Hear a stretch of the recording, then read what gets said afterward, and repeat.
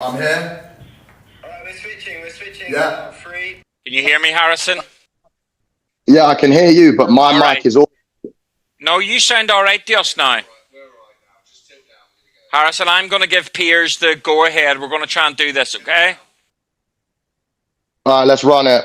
Let's run it.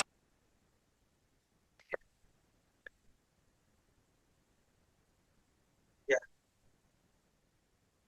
Right, let's run this, yeah?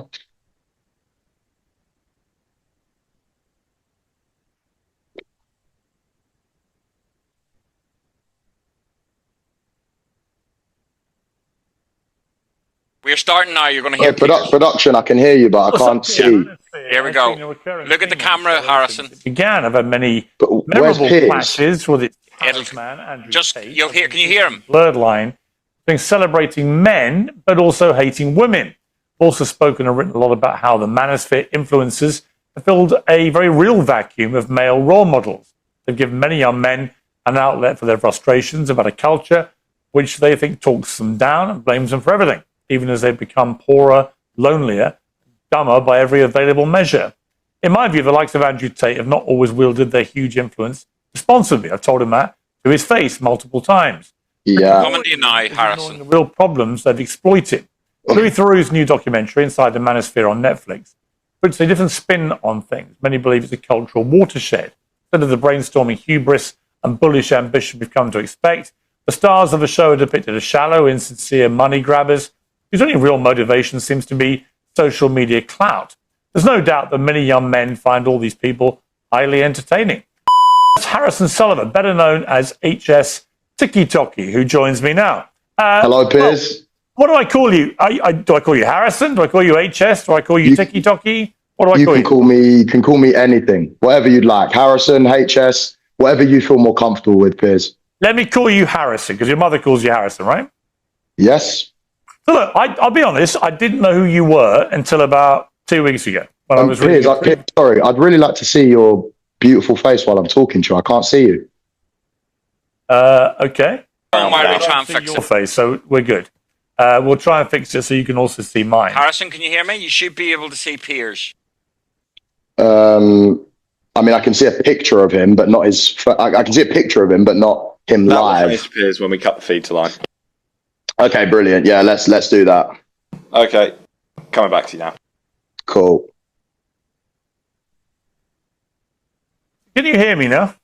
Yeah, and I can see you. I can't hear you now, bro. This is really amateur. I can't hear you now. Can you hear me now or not? I can hear you now. Yeah. Okay, good. All right, let's just pick it up. I'm just curious why you did the show. Did you not know Louis Theroux? Did you think it would be something else? Are you pleased with the way you came over? So I had no idea who Louis Theroux was. The morning that he was coming round, I had some of my team come to me and go, "Oh, do you realize what this is? Do you realize who he is?" I wasn't asked, and I'm still not bothered about it. You know, some people might think it was a mistake going on. Me, I thought it was a very, very fun experience. And when I was watching the Netflix show, I was just curious what you want that influence to be, right? Because your mother's in the show, and we'll come to quite an amusing clip where she talks about me, actually. She doesn't want you to do this interview, I think, was the bottom line. So you're defying your mother again, and we'll come to that. But your mother's, you know, I was watching her, and I was watching you interact with them. I actually knew your father a bit back in the 90s. Victor Abugu, who was an England rugby player. Met him a few times, liked him. And we can come to that as well. You know, and I'm just curious how somebody whose mum is like that, whose dad was like he was when I knew him, how somebody ends up thinking that the key to life, that the joy of life, the satisfaction of life comes from rage baiting people in their DMs rather than something a little bit more, you know, I hesitate to use words where your fan base will go, "Oh, shut up, granddad, you don't get it." But is there not more to life to be achieved than rage baiting morons in their DMs? Okay, well, I'm glad you called them morons, because that is the idiots that I've attracted from the mainstream coverage with the documentary. But there's a lot more to life. For me, the main thing in life is making money, being healthy, and enjoying that money with my family and having great experiences. The experiences that I have now, since I've come back from Mother's Day, whatever, with my mum, in the last, 5-6 years since I've been on social media, have been great. And they're the things that I'll be looking back on when I'm 60, 70 years old. The nice dinners, the nice weather, just the nice times that I've shared. So I don't think the beauty of life is rage baiting retards in my comments. But when I'm sat there and what do you actually want your younger male followers to end up being like? It's a genuine question. In the Netflix show, what I saw was a guy who says, look, on the one hand, if I had a daughter who did OnlyFans, I'd disown her. And yet you are directly involved in promoting a load of women who are on OnlyFans, right? You're a smart man, right? You wouldn't be in this position if you weren't a smart man. You can answer that question yourself. You know exactly why I'm promoting girls. I'm not even actively promoting any right now, but you know exactly why I'm doing it. You don't need to ask me that question. There you go. So why are you asking a question you already know? No. I'm not. It's a very, very easy answer. You're missing my point, Harrison. I'm not disputing that you are making money, or you're perfectly entitled to. I'm just curious why you would want to send a message to young men you're trying to be influential over, to the extent where you want them to part with money to be like you. And on the one hand, your message is OnlyFans is awful. These girls that do it are awful. But on the other hand, you're making money promoting them. It's hypocritical.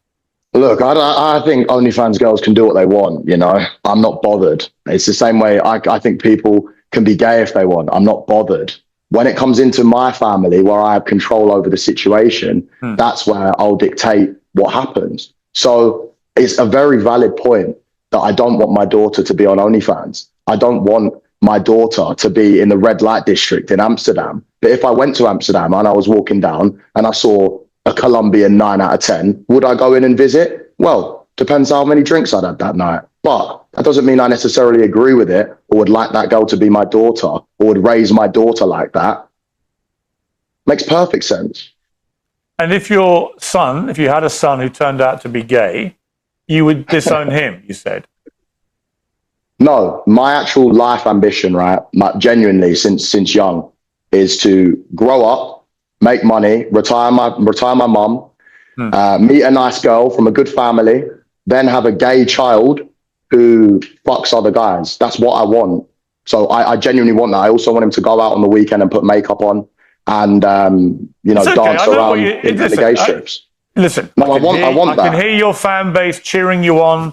I know what you're doing. It's the double down, treble down. In fact, I saw some of your posts on social media before you did this interview. I'm going to own everything. I'm going to double down. I'm going to play that game. Fuentes did that a bit with me. And you know what I think? Do you know what, bro? There's not a game. By the way, I'm not your bro, Harrison.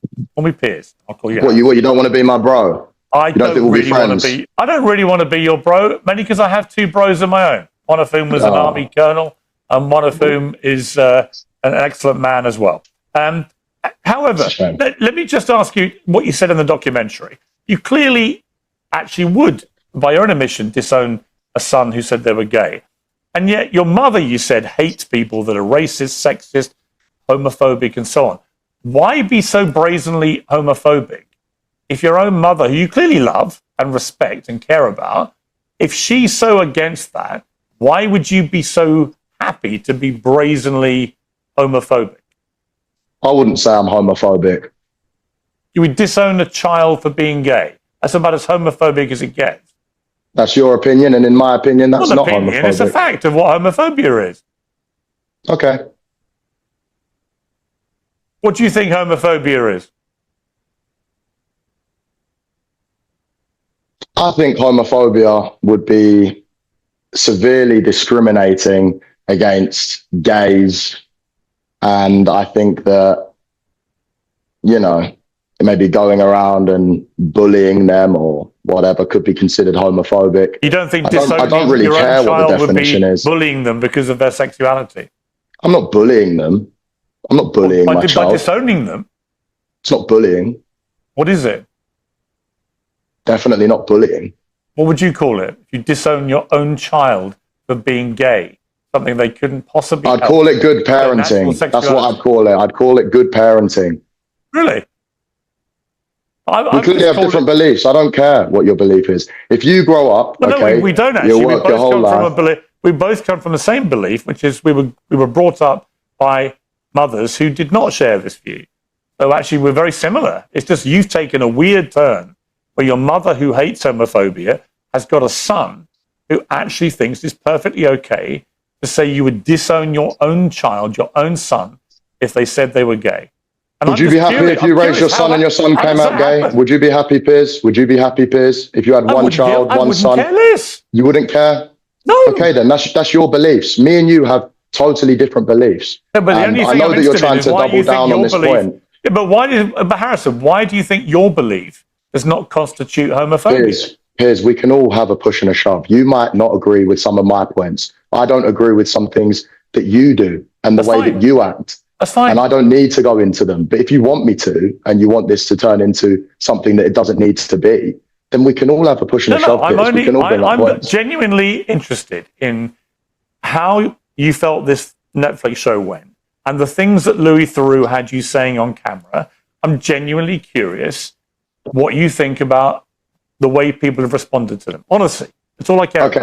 I'm not here to trap you. I'm not here to put words in your mouth. I'm not here to do any of that kind of thing. I'm very aware that your fan base, whatever happens between you and I, it doesn't matter. You will have owned me, killed me, crushed me, destroyed me. Let's just accept that's a given. Okay? That is how these interviews always go, whether it's Andrew Tate, Nick Fuentes, whoever. Do you know what I don't like, Piers? Do you know what I don't like? Gaines in a minute. It'll be the same thing. So I assume. Let me just tell your followers. Harrison at Hstikkytokky has owned me, beaten me, defeated me. Okay, listen. I respect guys that have their own opinions, right? But I don't really respect you trying to come on and say, oh, I'm homophobic and try and really push that point when I wouldn't say I'm homophobic at all. I understand that, but I'm curious why you don't think disowning a child for being gay is homophobic. What I do with my children is up to me. What I do with my children is up to me. Of course. Okay? Of course. I don't agree with you going to Epstein's Island and having freak-offs with Ghislaine Maxwell and the rest of them. But I don't need to bring it up because this is about misogyny just to be clear, and everything like this. Harrison, okay? Harrison, okay, I don't agree with that, sir. Just to be clear, freak-offs on the island. Yes, nor do I. And as is Are you sure? Are you sure? Do you want to keep doing this? You'll make yourself look very stupid. Are you sure, Piers? That I've never been to Jeffrey Epstein's island. I'm 100% positive. I never met the man.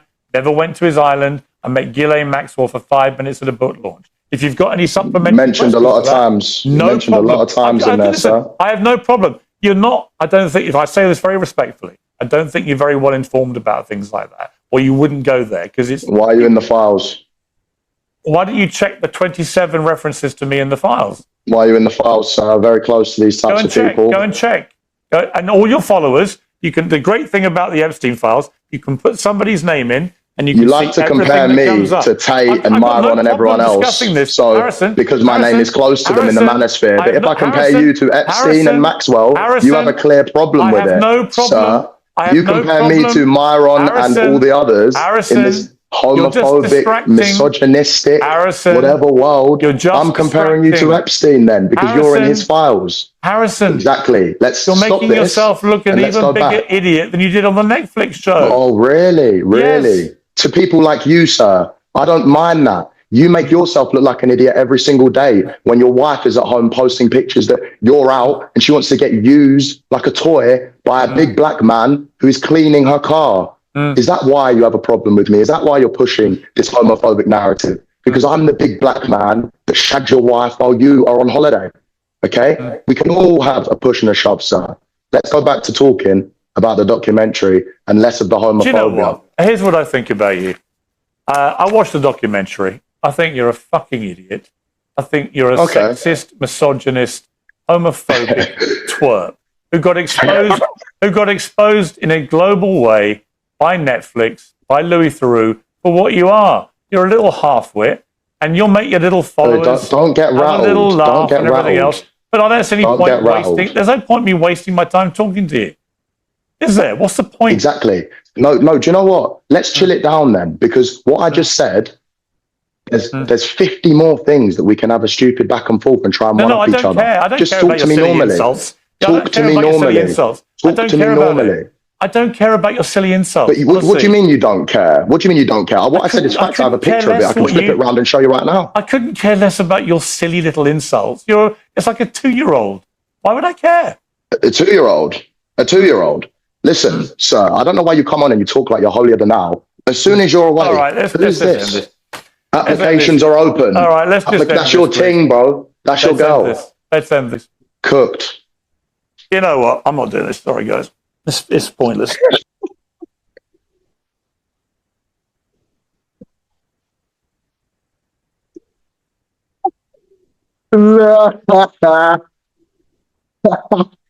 Adam, switch in just back.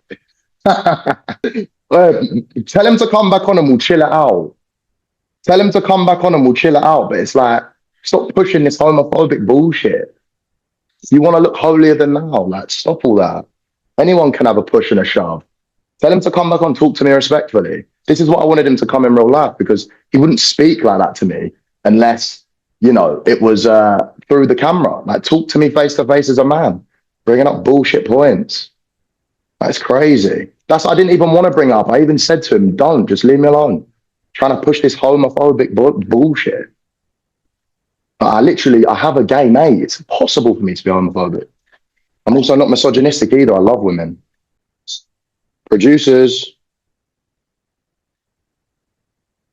Oh, they've all ran off. The stream is still on. That's the thing. That's why I think they're in the background. They're going, Piers, calm down. Count to 10. He's laughing. They're going, Piers, calm down. Count to 10. 1, 2. You did really well, bro. Trust me, you did really well. Okay, it's only his fans that are gonna not rate it. Trust me. Just count to 10. Yeah, they can. Yeah, producers, what's going on? It's finished. Yeah. Yeah, you're back. Hello? Right, I got fucking fastest Piers Morgan interview. Yeah, bro, like he's a pussy. Bro, look at his team as well. Not even answering, bro. Like, after I've given you my time. Weird guys. But anyway, stay live and run a Dubai chill stream. Can't on this phone. Nah, bro, I got fucking. Hey, look. Look. Hey, look. Myron said Piers rage quit.